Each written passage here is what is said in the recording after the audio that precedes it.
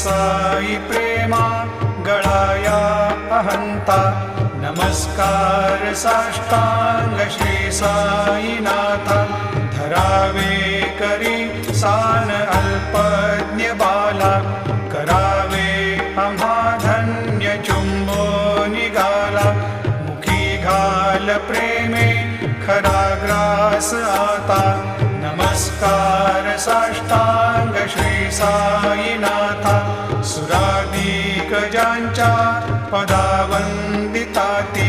शुकाधिक ज्यांचे समानत्व देती प्रयागादि तीर्थे परिनम्र होता नमस्कार साष्टांग श्री साईनाथ